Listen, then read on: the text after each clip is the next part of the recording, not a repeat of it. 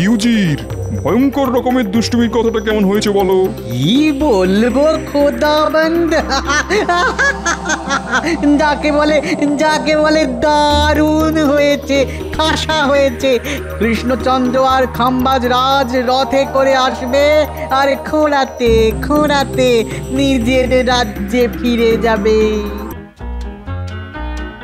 জাহাপানা জাহাপানা জাহাপানা জাহাপানা। আরে কি হলো কি তোমার উজির? এমন দিক বিদিক জ্ঞান শূন্য হয়ে দৌড়তে দৌড়তে এলে কেন? পাগলা কুকুর তাড়া করেছে নাকি? না না না না জাহাপানা, লাল মুখো আসছে, লাল মুখো। কি লাল মুখো? কে লাল মুখো? আগে লাল মুখো সাহেব। হ্যাঁ হ্যাঁ জাহাপানা, এখানকার সব সাহেবদের একেবারে বড় কর্তা। তাই নাকি? তা কোথায় সে? আগে তাকে প্রাসাদের কাছে আসতে দেখেই না এক দৌড়ে আপনাকে খবর দিতে এসেছি।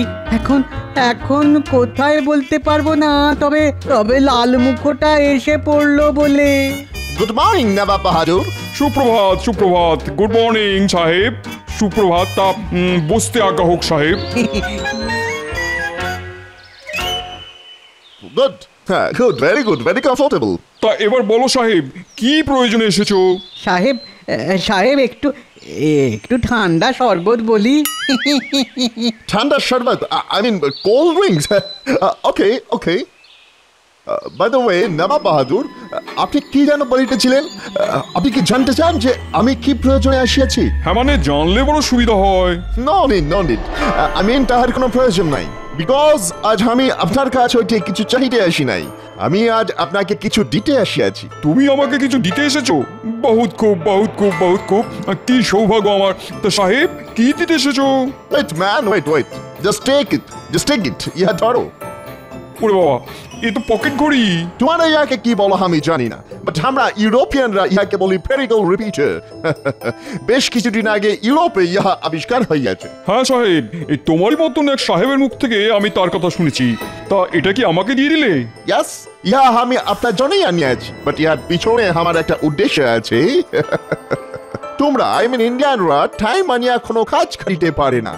আজ ঘড়ি পাইয়া গেলে কাল হইতে সব কাজ ঘড়ি ধরিয়া করিবে এবং অন্যদেরও করাইবে, রাইট? সঠিক সাহেব, একদম সঠিক, খুবই সঠিক। হ্যাঁ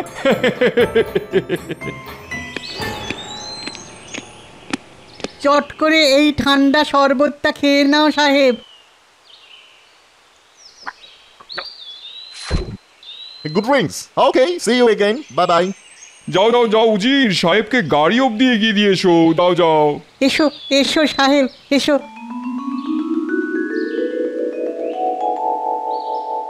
ওহ, দেখেছো আজও সেই এক দেরি। কার কথা বলছেন মহারাজ? আপনার গোপালের কথা? রাজসভায় দেরি করে আসা ওর তো রোজগারের ব্যাপার। না, রোজগারের ব্যাপার বলে ছেড়ে দিলে তো চলবে না। গোপাল আজ রাজসভায় এলে ওকে স্পষ্ট ভাষায় জানিয়ে দেব, যাতে কাল থেকে ও সব কাজ ঘড়ি ধরে করে। তা ঘড়ি ধরে সব কাজ করব কি করে? সাহেবদের মতো আমাদের কারো কাছে ঘড়ি আছে নাকি? হ্যাঁ, এটা কিন্তু গোপাল ঠিকই বলেছে মহারাজ। ওই সাহেবদের কল্যাণে ও আজ কিছুদিন ধরেই ঘড়ি কথাটা খুব শুনে আসছি, কিন্তু সেটা যে কি বস্তু সেটাই তো চোখে দেখা হলো না। হ্যাঁ, আমিও শুনেছি এই কাঁটাওয়ালা ঘড়ির কথা। ও বাবা, এতদিন তো শুনেছি বালি ঘড়ি, এখন শুনছি কাঁটা ঘড়ি, এরপর কি শুনবো হাঁটা ঘড়ি? আই দাঁত বের করে হেসো না তো। এই বিজ্ঞানী, কাঁটা ঘড়ির ব্যাপারে কি জানো বলো তো? মহারাজ, শুনেছি একটা গোলাকার চাকতির উপর চক্রাকারে কাঁটা ঘুরতে থাকে, আর সেই কাঁটাই নাকি বলে দেয় কটা বাজে, মানে একটা, দুটো, তিনটে, চারটে, এরকম আর কি। এতটাই যখন শুনেছো তখন চটপট বানিয়ে ফেলো একটা ঘড়ি, সকলকে দেখিয়ে একেবারে তাক লাগিয়ে ছেড়ে দিই। সেটা তো এখনই সম্ভব নয় মহারাজ। কেন কেন কেন? শুনেছি ওর ভেতরে অনেক সূক্ষ্ম কলকব্জা থাকে, আর ওইসব যন্ত্রাংশ আমাদের দেশে পাওয়া যায় না মহারাজ। তাহলে কোথায় পাওয়া যায়? আগে বিলাতে। তাহলে তো কালই বিলে যাওয়ার ব্যবস্থা শুরু করে দাও। মোদ্দা কথা হলো আমি খুব তাড়াতাড়ি ওই কাঁটা ঘড়ি দেখতে চাই, ব্যাস।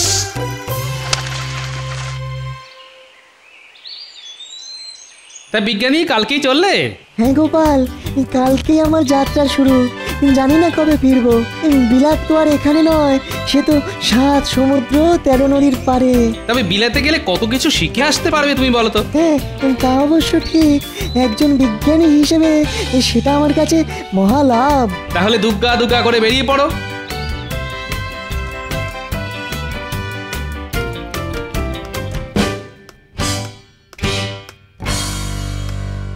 আহা কি অদ্ভুত এই যন্ত্র! কানের কাছে ধরলেই এর পেটের ভেতর থেকে টিকটিক টিকটিক করে শব্দ শোনা যায়, আর চোখের সামনে নেড়লেই টুকটুক টুকটুক করে সময়কে কেমন এগিয়ে যেতে দেখা যায়। দেখো দেখো দেখো দেখো উজির, দেখো। সত্যি জাহাপানা, কি আশ্চর্য রকমের সুন্দর না? হ্যাঁ জাহাপানা, আমি তো আবার ইংরেজি সংখ্যা পড়তে পারি না, তা ঘড়ি দেখে বলে দেবেন এখন কটা বাজে? এখন বাজে 1-এর পিঠে 1 মানে 11টা। ওরে বাবা, এবার তো আমার দুপুরে খাবার সময় হয়ে গেল। বুঝলে উজির, ঘড়িটা হাতে পাওয়ার পর থেকেই না আমার আবার কেমন ওই ঠিক 12টার সময় ভাত খাওয়ার অভ্যেস হয়ে গেছে। সে তো খুব ভালো কথা হুজুর, বয়স হচ্ছে কি না, এখন তো ঘড়ি ধরে খাওয়ারই বয়স। জাহাপানা, কিছু কি ভাবছেন? ভাবছি তো বটেই, একটা খুব ভয়ঙ্কর রকম দুষ্টুমির কথা ভাবছি। তাই নাকি? হ্যাঁ, বাবা বাবা বাবা, খুব ভালো ভাবনা। তা বলুন জাহাপানা, ভয়ঙ্কর রকমের দুষ্টুমি করে আপনি কার ধর থেকে মুন্ডুটা আলাদা করতে চান? ধর থেকে মুন্ডু আলাদা না করলেও এমন একটা কাণ্ড করব যাতে করে আমার 2 প্রজা, কৃষ্ণচন্দ্র আর খাম্বাজ রাজ, চোখে সর্ষে ফুল দেখে। তা এই বান্দাকে আপনার ওই ভয়ঙ্কর রকমের দুষ্টুমির কথাটা বলা যায় কি? হ্যাঁ, কেন বলা যাবে না, কেন বলা যাবে না। ভাবছি ওদের দুজনকে মুর্শিদাবাদে ডেকে পাঠাবো, আর তারপর কি উজির, ভয়ঙ্কর রকমের দুষ্টুমির কথাটা কেমন হয়েছে বলো? কি বলবো খোদাবন্দ, যাকে বলে দারুণ হয়েছে, খাসা হয়েছে। কৃষ্ণচন্দ্র আর খাম্বাজ রাজ রথে করে আসবে আর খোঁড়াতে খোঁড়াতে নিজের রাজ্যে ফিরে যাবে। রাজ্যে তো ফিরে যাবে, কিন্তু তারপর তো ওই রাজ্যটাকেই খোয়াতে হবে। দারুণ দারুণ হবে, দারুণ। কিন্তু খোদাবন্দ। কি হলো? কিন্তু বলে থেমে গেলে কেন? না, মানে বলছিলাম কি, কৃষ্ণনগর আর খাম্বাজেই 2টো রাজ্য আপনার হাতের মুঠোয় চলে এলে একটা রাজ্য যদি আমায় দিয়ে দেন জাহাপানা, মানে আমার রাজা হওয়ার স্বাদ যে অনেক দিনের। রাজা হতে চাও? হ্যাঁ জাহাপানা, দিনের পর দিন উজির হয়ে থাকতে কার আর ভালো লাগে বলুন? ঠিক আছে ঠিক আছে, তাই হবে তাই হবে, তুমি হবে কৃষ্ণনগরীর রাজা। উরে সাবাস, রাজা! আহা কি মজা, রাজা রাজা। হাসি থামিয়ে 2 রাজ্যে পত্র পাঠানোর ব্যবস্থা করো এক্ষুনি। তাহলে গোপাল বিজ্ঞানী জাহাজে উঠে বিলেত চলে গেল? হ্যাঁ, এটা কিন্তু খুব ভালো হলো মহারাজ। ও যদি সত্যি একটা কাঁটা ঘড়ি তৈরি করে ফেলতে পারে, তাহলে আমাদের এই কৃষ্ণনগরের নাম সারা বাংলায় ছড়িয়ে পড়বে। কত মান হবে আপনার। মহারাজ, মুর্শিদাবাদ থেকে নবাবের পত্রবাহক আপনার সঙ্গে দেখা করতে এসেছে। তাই নাকি? যাও, তাকে এখানে নিয়ে এসো। হঠাৎ করে এই 7 সকালে নবাবের পত্রবাহক আবার কি খবর নিয়ে এলো রে বাবা? প্রণাম মহারাজ, নবাব বাহাদুর আপনাকে এই পত্র পাঠিয়েছেন। আরে আরে আরে, হাতে পত্র ধরিয়ে দিয়ে যে চলে যাচ্ছ বড়। আগে ওই উজির সাহেবের সেই রকমই নির্দেশ। আমি আসছি মহারাজ। কৃষ্ণচন্দ্র, আগামীকাল দুপুরে আমার এখানে তোমার ভাত খাবার নিমন্ত্রণ। তুমি গোপাল আর মন্ত্রীকে নিয়ে আসবে। খাম্বাজ রাজকেও আসতে বলেছি। খেতে খেতে কাজের কথা হবে। চিঠিটা কেমন যেন কাঠখোট্টা মার্কা। চিঠির আগা নেই, লেজা নেই, শুধু খেতে যাবার কথা। আচ্ছা মহারাজ, আমাকে আর মন্ত্রী মশাইকেও তো যেতে বলেছে, কিন্তু আমাদের যাবার কথা তো চিঠিতে নেই। কি জানি বাবা, গিয়ে আবার খেতে পাবো তো? হ্যাঁ হ্যাঁ, পাবে পাবে। তবে আমি ভাবছি অন্য কথা। কি কথা মহারাজ? নবাব লিখেছেন খেতে খেতে কাজের কথা হবে, তো সেটাই বুঝতে পারছি না কি এমন কাজ নবাবের। গিয়ে তো দেখি। তবে দুপুরের ভাত খাবার নিমন্ত্রণ রক্ষা করতে হলো তো ভোর ভোরই বেরিয়ে পড়তে হবে। হ্যাঁ হ্যাঁ, সে তো পড়তে হবেই।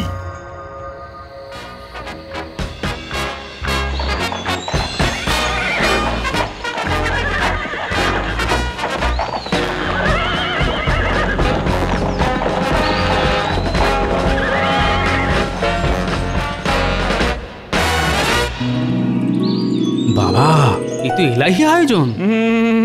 গোপাল গোপাল, এখনই খাবারে হাত দিও না। ঘড়িতে ঠিক 12টা বাজলেই খাওয়া শুরু হবে। ঘড়িতে ঠিক 12টা বাজার মানে? ও, সে কথাটা তো বলতেই ভুলে গেছি। এই দেখো, আমার কাছে এখন খোদ বিলেতি কাঁটা ঘড়ি। আর যবে থেকেই ঘড়ি আমার হাতে এসেছে তবে থেকেই ঘড়ি ধরে ঠিক 12টাতে আমি দুপুরের খাওয়া শুরু করি। হ্যাঁ, 1 মিনিট আগেও নয়, আবার 1 মিনিট পরেও নয়। এই এই এই এবার ঠিক 12টা বাজলো ঘড়িতে। নাও নাও নাও নাও, সকলে খাওয়া শুরু করে দাও।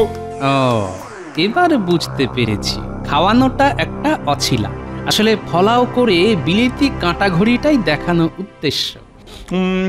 আজ তোমরা আমার এখানে খাচ্ছ, কিন্তু 15 দিন পরে আমি তোমাদের ওখানে ভাত খেতে যাব। হ্যাঁ, প্রথমে যাব কৃষ্ণনগরে, তারপর যাব খাম্বাজ রাজ্যে। কেমন? এই তো আমার সৌভাগ্য জাহাপানা। সৌভাগ্য কি দুর্ভাগ্য তা জানি না, তবে আমি খেতে বসবো ঘড়ি ধরে ঠিক 12টায়। 1 মিনিট আগে বা পরে আমার খাবার দিলে কিন্তু চলবে না। সেটা কি করে সম্ভব হুজুর? আপনার কাছে ঘড়ি আছে কিন্তু আমাদের কাছে তো নেই। ওসব কোনো কথা আমি শুনবো না। ঠিক 12টায় আমার খাবার না এলে আমি কিন্তু তোমাদের কাছ থেকে রাজ্য কেড়ে নেবো, বুঝলে? ছেলে মেয়ের হাত ধরে তখন পথে বসতে হবে আপনাদের। হায় ভগবান, এ কি পরীক্ষায় পড়লাম রে বাবা। ও হ্যাঁ, আরেকটা কথা, ঠিক সকাল 9টায় আমার জল খাবার চাই। কে কৃষ্ণচন্দ্র, তুমি কিছু বলো? চেষ্টা করবো জাহাপানা। না দিতে পারলে 1 বস্ত্রে রাজ্য ছেড়ে চলে যাবে। জাহাপানা, এভাবে আমাদের নিমন্ত্রণ করে এনে সামনে ভাতের থালা সাজিয়ে দিয়ে রাজ্যপাট কেড়ে নেবার কথা বলছেন। ঠিক হয়েছে, এবারে ঠেলা সামলাও মহারাজ। নবাব যদি তোমাকে সিংহাসন থেকে হটিয়ে দেন, তাহলে নবাবের হাতে পায়ে ধরে ওই সিংহাসনে আমি বসবো। হ্যাঁ, তা বুদ্ধির ঢেকি গোপালচন্দ্র, তুমি কিছু বলো।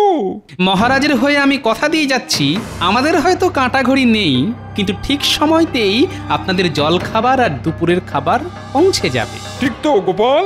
গোপাল কখনো বাজে কথা বলে না হুজুর, সে যা বলে ভেবেচিন্তেই বলে। বটে, আমার সঙ্গে টক্কর দিতে চাইছো তো? ঠিক আছে, দেখা যাবে। সে তো সময়কালে দেখা যাবেই হুজুর। টক্করে আমরা হারলে আপনি আমাদের রাজ্য কেড়ে নেবেন, কিন্তু জিতলে কি হবে? 3 বছরের খাজনা মুকুব আর 300 বিঘা ধান জমি পাবে। নবাবের জয় হোক। নিন মহারাজ, এখন তাহলে প্রাণ ভরে খাওয়া যাক। আহা, কোপ্তা, কালিয়া, পোলাও।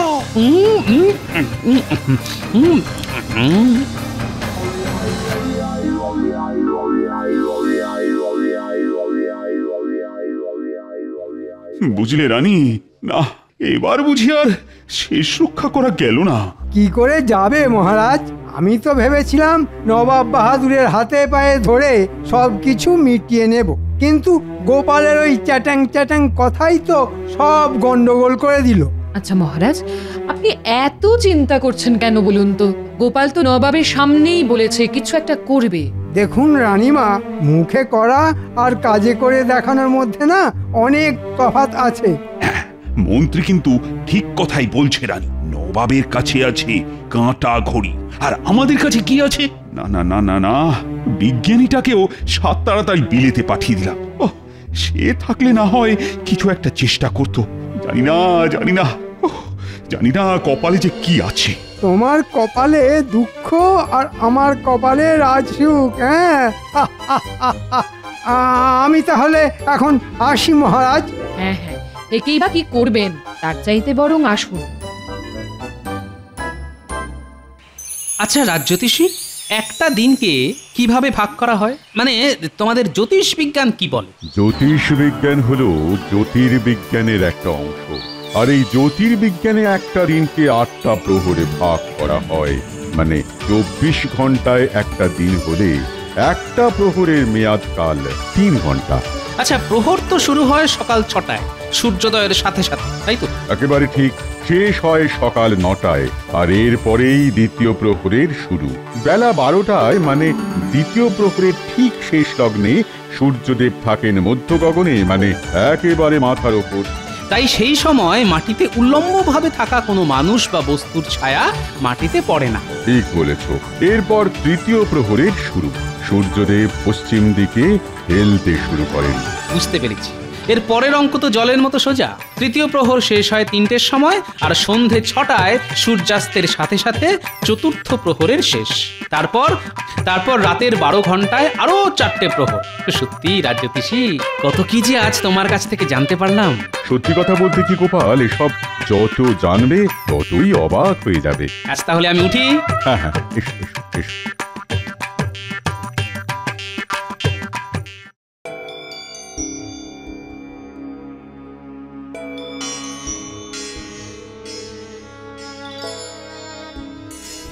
শুনুন, অযথা চিন্তা করে শরীর খারাপ করবেন না। অনেক বেলা হলো, উঠুন না, দুটো মুখে দেবেন চলুন। আর খাওয়া, কাল থেকে আমার খিদে তৃষ্ণা সব ঘুচে গেছে রানী। সে কথা বললে কি চলে মহারাজ? আপনি না এই রাজ্যের রাজা। যান, খেয়ে দিয়ে ভালো করে বিশ্রাম নিন। আমি বলছি, নবাব বাহাদুর এসে ঠিক সময় মতোই জল খাবার আর ভাত পাবেন। বলছো গোপাল? হ্যাঁ রানীমা। আর তারপর ফোঁতা মুখ ভোঁতা করে আমাদের 3 বছরের খাজনা মকুব আর 300 বিঘা ধানি জমি দিয়ে ঘরের ছেলে ঘরে ফিরে যাবে। তোমার মুখের কথাই যেন সত্যি হয় গোপাল। হবে রানীমা, হবে। ঈশ্বর আর আপনার আশীর্বাদের হাত আমার মাথায় থাকলে সব সত্যি হবে।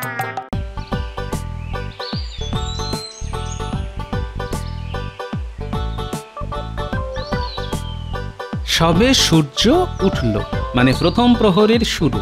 তার মানে এখন সকাল 6টা। কঞ্চির ছায়া যেখানে শেষ হচ্ছে সেখানে একটা দাগ দিয়ে রাখি। এরপর থেকে এই দাগটায় সূর্যের ছায়া এসে পড়লে বুঝতে হবে সকাল 6টা বাজে। এবার বসে থাকতে হবে সূর্যি মামা কখন মাথার উপর চড়ে।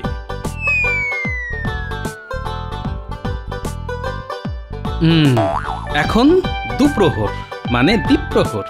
সূর্য মাথার ঠিক উপরে থাকার জন্যে মাটিতে কঞ্চির কোনো ছায়া পড়ছে না। বাহ বাহ বাহ, কি মজা! এই মাপটা তাহলে গিয়ে দাঁড়ালো 6টা থেকে 12টার মাপ, আর এই মাপটাকে অর্ধেক করলেই পেয়ে যাব সকাল 9টা।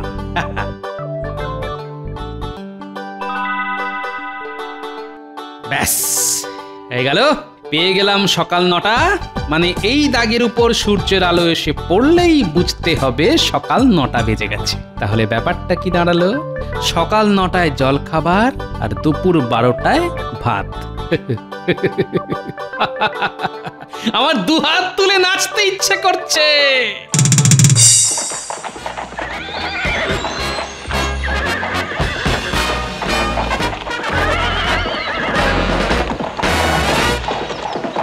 আসুন আসুন নবাব বাহাদুর, আসুন। বুঝলে কৃষ্ণচন্দ্র, তোমার এখানে 9টায় জল খাবার খাবো বলে মাঝরাতেই মুর্শিদাবাদ থেকে বেরিয়ে পড়েছি। খুব ভালো করেছেন জাহাপনা। আসলে এ তো আপনারই বাড়ি, তাই না হুজুর? এখনো হয়নি, তবে হতে আর কতক্ষণ? তা গোপালকে দেখছি না কেন? গোপাল কবেই হয়েছে, দেখুন গে, সে হয়তো এখনো কাঁথা মুড়ি দিয়ে ঘুমোচ্ছে। এই যে আপনি আজ আসছেন, তা সে বিষয়ে কোনো চিন্তা বা দায়িত্ব আছে নাকি ওর? এদিকে কাল রাত থেকে খেটে মরতে হচ্ছে আমাকে। মন্ত্রী দেখছি নবাবকে খুব তৈলমর্দন করে যাচ্ছে। ও হয়তো ভেবেছে আমার হাত থেকে রাজত্ব কেড়ে নিয়ে নবাব তা ওকে দিয়ে দেবেন। সত্যি মানুষ যে কত স্বার্থান্বেষী হতে পারে। শোনো পাচক ঠাকুর, রাজবাড়ির পাশের মাঠ থেকে আমি যখন কুকুর ডাকবো তখন সকালের জলখাবার নিয়ে খাবার ঘরের পেছনের দরজায় গিয়ে দাঁড়াবে। আর পেটা ঘড়িতে যখন ঢং ঢং করে 9টা বাজাবো ঠিক তক্ষুনি খাবার নিয়ে ঘরে ঢুকে পড়বে। এক মুহূর্ত যেন এদিক ওদিক না হয়। তুমি নিশ্চিন্তে থাকতে পারো গোপাল দাদা। দুপুর 12টার ভাত দেবার সময়ও একই ব্যাপার। আগে কুকুরের ডাক, তারপরে পরেই পেটা ঘড়িতে ঠং ঢং করে 12টার ঘন্টা। মান থাকবে তো গোপাল? মান, রাজ্য সবই থাকবে রানীমা। আপনি শুধু দেখে যান আপনার গোপাল কি করে। আমি কিন্তু ঘড়ি ধরে ঠিক 9টাতেই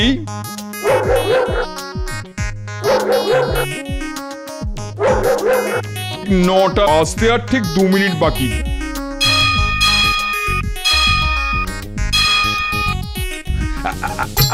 আপনার জল খাবার এসে গেছে খোদাবন্ধু। আপনার ঘড়ি কি বলে 9টা তো? क्या ताज्जुब की बात, ঘড়ি ধরে 9টায় একটুকু এদিক ওদিক নয়। এটা কি করে সম্ভব হলো কৃষ্ণচন্দ্র? তোমার কাছে কি কাঁটা ঘড়ি আছে? আমাদের কাছে কোনো কাঁটা ঘড়ি নেই জাহাপনা, তবে ডাঁটা ঘড়ি আছে, আর তাই দিয়ে এই সময় মেপে আপনার জল খাবার আনা হয়েছে। আমি নিজের চোখে দেখবো সেই ডাঁটা ঘড়ি। সে না হয় দেখবেন, আগে খেয়ে নিন। ও খাওয়া পরে হলে হবে, আমি এখনই দেখতে চাই সেই চমৎকার জিনিস। আসুন তাহলে।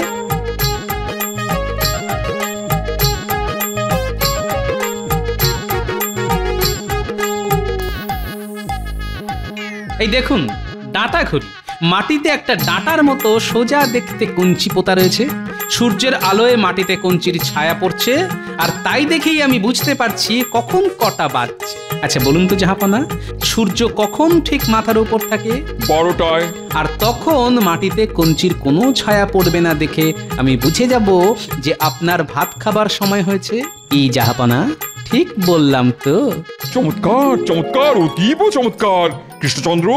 এই তোমার 3 বছরের খাজনা মুকুব আর 300 বিঘা ধান জমি পাবে তুমি। আর গোপালের এই বুদ্ধির জন্য ওকে আমি পুরস্কার দেবো। বলো গোপাল, কি চাও তুমি? যা চলো, গোপাল এবারেও কায়দা দিয়ে ময়দা মেখে দিল। আমাকে যদি কিছু দিতেই চান তাহলে বলি, খাম্বাজ রাজ যদি ঘড়ির সময় ধরে আপনাকে জল খাবার আর ভাত দিতে না পারেন, তাহলে আর দুর্বুদ্ধি খাটিয়ে ওর রাজ্যটা কেড়ে নেবেন না জাহাপানা। গোপাল তুমি এত মহৎ, ঠিক আছে তাই হবে, তবে কিছু তো একটা নিতেই হবে। এই নাও আমার মতির হার।